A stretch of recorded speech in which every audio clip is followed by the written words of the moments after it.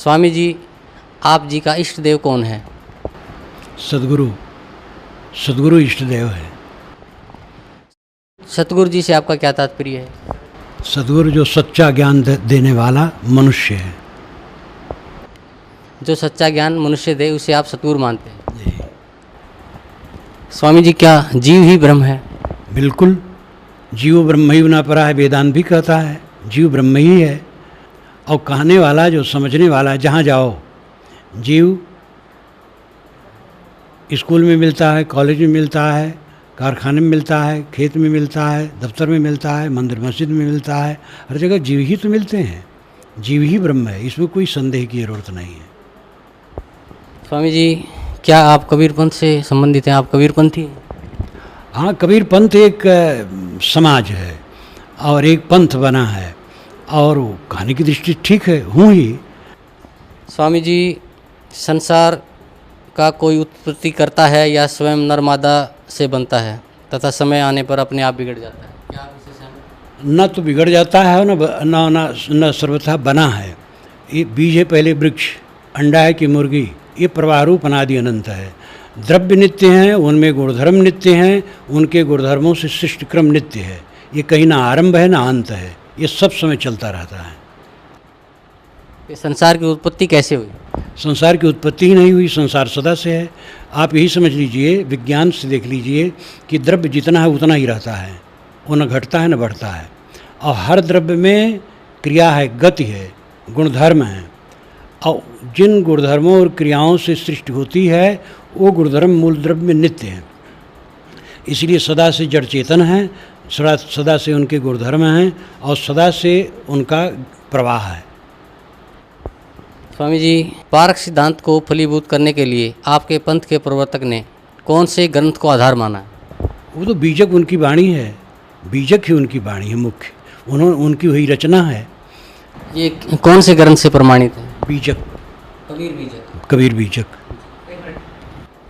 स्वामी जी, जीव की मुक्ति भक्ति से संभव है, किसी मंत्र के जाप से संभव है या ध्यान लगाने से संभव है? मंत्र जाप से मुक्ति नहीं होती है।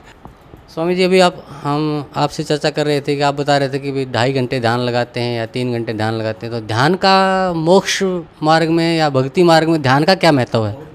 ध्यान का अर्थ है कुछ न सोचना। पहला ध्यान तो यह है कि किसी महापुरुष का चित्र मन में लेकर के उसी में मन रोकना, आंखें बंद किए तो आंखों में जो गर्मी इत्यादि की दिखाई देती उसी में मन ठहराना, या सांस पर मन ठहराना। तो ये सब क्रिया योग हैं, आलंबन है, सहारा है पहले। अंतिम ध्यान है कुछ न सोचना। तो स्वामी जी, आपका मानना है कि मुक्ति के लिए किसी विशेष मंत्र जाप की आवश्यकता नहीं है? नहीं, ये कोई ज़रूरत नहीं है। और जो जपते हैं वो बुरा नहीं है, वो जपना चाहिए उनको। जब जपेंगे समझेंगे वो जप अब छूट जाएगा, तब तो अंतर्मुख हो जाना है। वहाँ जब तक कुछ नहीं, क्रिया शून्य। स्वामी जी, संसार की उत्पत्ति पर कुछ प्रकाश डालें। मैं तो पहले कहा संसार उत्पत्ति हुई नहीं है, संसार सदा से है और सदा रहेगा। ये तो विवेक से देखिए कि जड़ और चेतन दो सत्ताएं नित्य हैं और इनमें अपने गुणधर्म हैं, उनके गुणधर्मों से सदा से जगत है, सदा रहेगा।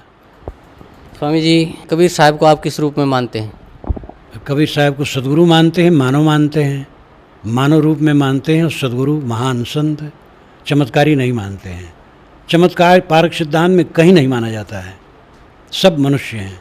दुनिया के बड़े बड़े पुरुष जिनको लोग अवतार बना डाले और दूत बना डाले ईश्वर का, और कुछ सब मनुष्य हैं केवल। वो तो अलौकिकता मढ़ी जाती है अपना प्रचार बढ़ाने के लिए, और असत्य आता है इसलिए वो सत्य दब जाता है। और वास्तविकता यह है कि जितने महापुरुष हैं मनुष्य हैं, जितनी पुस्तकें हैं मानव की रचनाएं हैं, जितने संप्रदाय हैं मानव की चलाएं हैं। स्वामी जी, कुछ संत या कुछ महंत कबीर जी को परमात्मा मानते हैं, क्या वो सही है?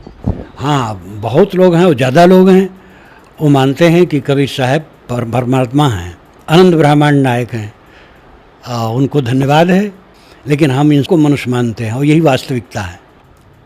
स्वामी जी, आपके पूज्य गुरुदेव जी का नाम जान सकते हैं? हाँ बिल्कुल, सदगुरु श्री राम सूरत साहब। स्वामी जी, कि आप जी का या आपके पंथ का, पारक पंथ का इष्ट देव कौन है? कबीर साहब हैं। कबीर साहब ही हमारे इष्ट हैं। साहब को तो आप मनुष्य रूप में हाँ, तो मनुष्य तो हमारे इष्ट हैं। बिल्कुल मनुष्य में इष्ट हैं, और पंथ की दृष्टि से और बोध की दृष्टि से वही हमारे सर्वोपरि इष्ट हैं। स्वामी जी कई जगह दीवारों पे लिखा मिलता है कि कुल का मालिक एक है, इसका क्या मतलब है? हाँ, वो ऐसी धारणा वो भी है। सारी सृष्टि में एक नियम है, विश्व नियम, और विश्व नियम से सब चलता है। वो नियम ही खास है जो संसार की गतिविधि में है, उसको वेदों में ऋत कहा गया है। संत लाओ जी आज से 2500 वर्ष पूर्व हुए हैं चीन में, उनकी ताओ ते चिंग नाम की पुस्तक, उस पर मेरा भाष्य भी है।